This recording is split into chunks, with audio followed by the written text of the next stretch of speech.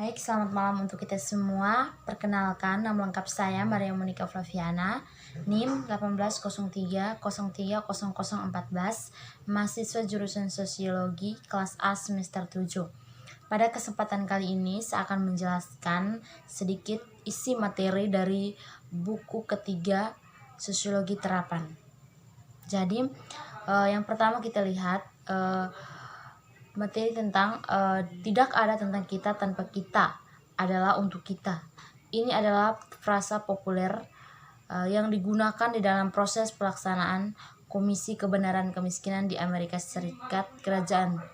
Pada akhirnya arti dari frasa yang menarik ini adalah bahwa keputusan yang dibuat tentang mereka yang hidup dalam kemiskinan atau hampir miskin adalah tidak sah dan sangat mungkin tidak disarankan dan tidak responsif terhadap kebutuhan dan kepentingan orang miskin.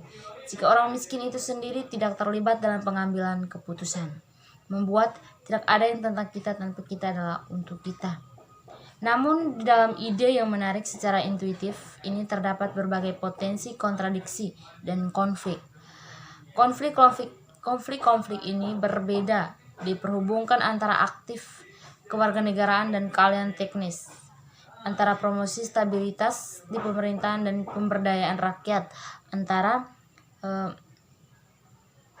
pemberdayaan yang asli dan berkelanjutan dan pemberdayaan yang artifisial, dan antara perang melawan kemiskinan yang dibangun di atas ide-ide tata kelola kolaboratif dan salah satu yang dibangun di atas asumsi aturan elit. Pada saat penulisan ini kita berdiri kira-kira 50 tahun setelah awal dan akhir dari perang melawan kemiskinan yang diluncurkan di Amerika Serikat. Perang yang memperluas yang ada program dan menciptakan inisiatif baru yang bertujuan untuk memerangi tidak hanya gejala kemiskinan tetapi penyebab kemiskinan. Dengan cara yang mirip dengan sejarah yang hebat, para pemimpin militer memaksa pasukan mereka ke dalam pertempuran melawan rintangan panjang, di mana kematian bagi sebagian orang, jika bukan sebagian besar, adalah hasil tertentu.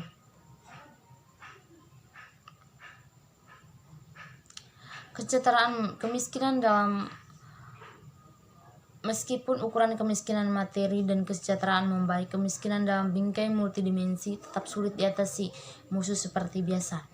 Momok ketidaksetaraan terus-menerus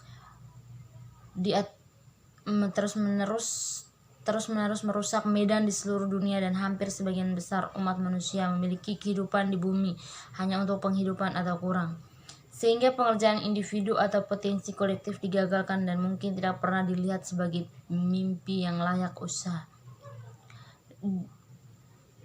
Membuat sketsa hubungan antara kewarganegaraan dan kemiskinan dan mengeksplorasi ketegangan yang telah diidentifikasi sebelumnya. Pada intinya dari diskusi ini adalah premis yang mendasarinya orang miskin ditinggalkan dan praktik kewarganegaraan penuh. Kewarganegaraan seperti megah dengan aturan berpakaian, memiliki jalan masuk yang diblokir bagi mereka yang tidak sesuai dengan norma masyarakat. Kadang-kadang massa akan menyerbu gerbang dan meminta perhatian. Yang paling menonjol itu mungkin tercermin dalam pemungutan suara Brexit di United.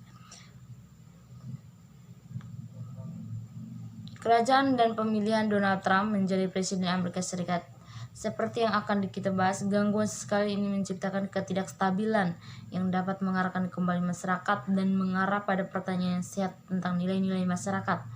Tapi mereka tidak stabil dan berpotensi merusak tata kelola yang berkelanjutan, terutama jika mereka yang menyerbu gerbang tidak sepenuhnya diberdayakan di dalam sistem baru, apapun yang dibangun setelah tindakan mereka. Artinya, jika aksi pemusuhan massal pada akhirnya dikooptasi oleh anggota elit yang sama dari masyarakat, masyarakat akan mengalami gangguan berulang.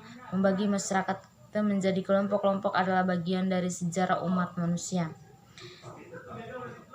Demikian juga mereka yang mungkin didorong dan mengekspresikan budaya atau agama mereka, tradisi, atau mereka mungkin enggan melakukannya.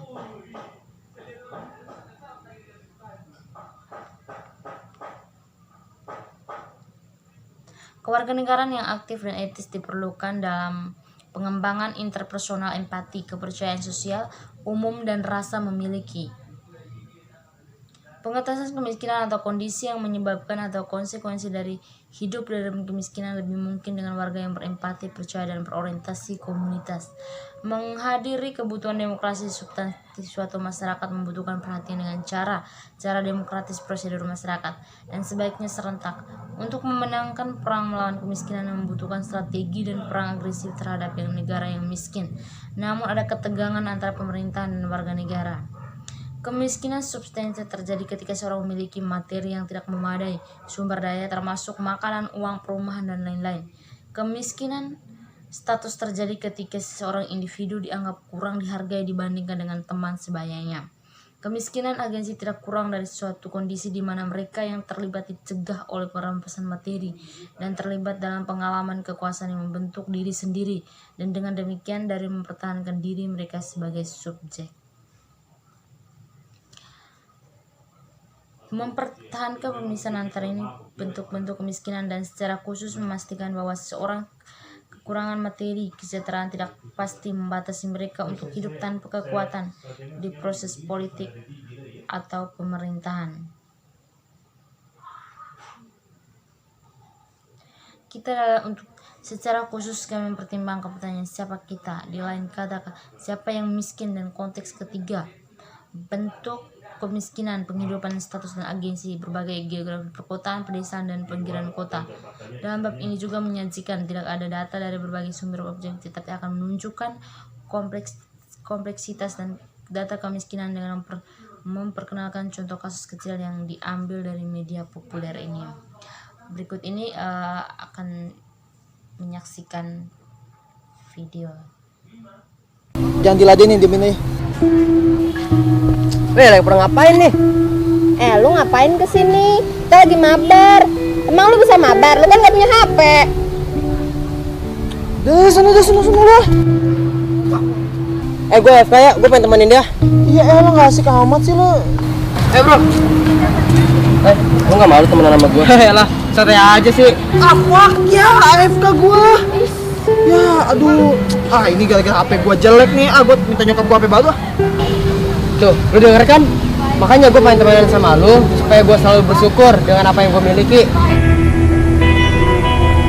By the way, lu udah makan belum? Belum. Makan yuk, buat terakhir. Serius lu? Iya. Thanks ya, Di.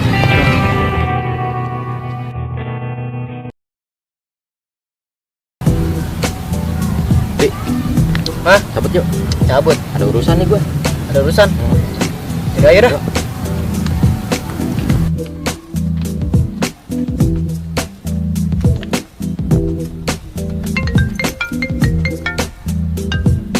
Halo? Jemput? Yaudah, aku tanya ke sana ya. Siapa? Cewek gua. Yakin lu dia mau jemput cewek lu pakai motor ini? Nggak malu lu? Kalau gua sih malu. Makanya lu beli motor kayak gua dong. Jadi kalau lu jemput cewek nggak malu-maluin. Cep, sini gue bisikin. Kendaraan mewah kayak bawa mati, Cep. Nanti pas lu mati, kendaraan lu hanya keranda.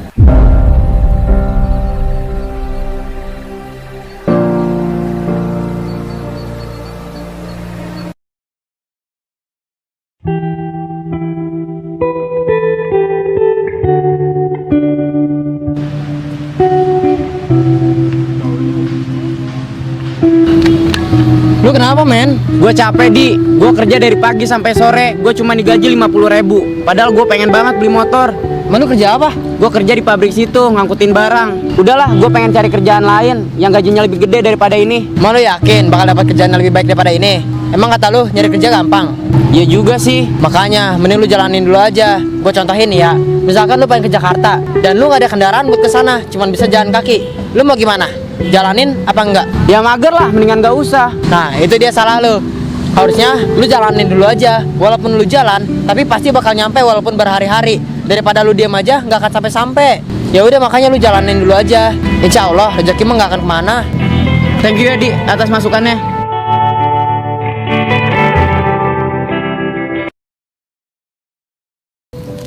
Riz,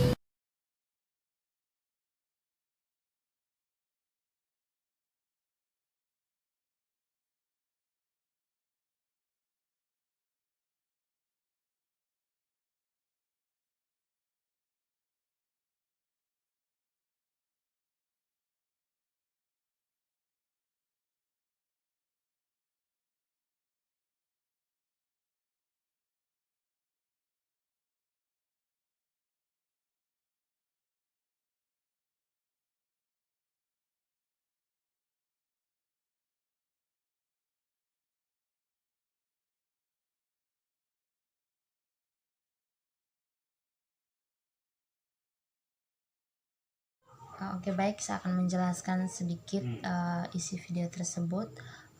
Menurut saya, isi video tersebut menceritakan bagaimana perbedaan antara orang miskin dan orang kaya, di mana orang kaya akan bertindak sangat agresif terhadap orang miskin.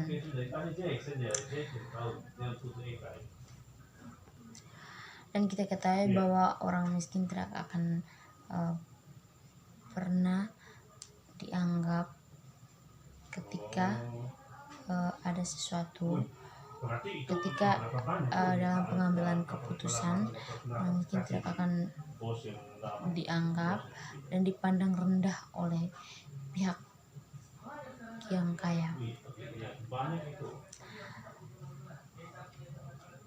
Jadi antara orang miskin dan orang kaya memiliki sikap yang sangat agresif untuk menekan orang miskin.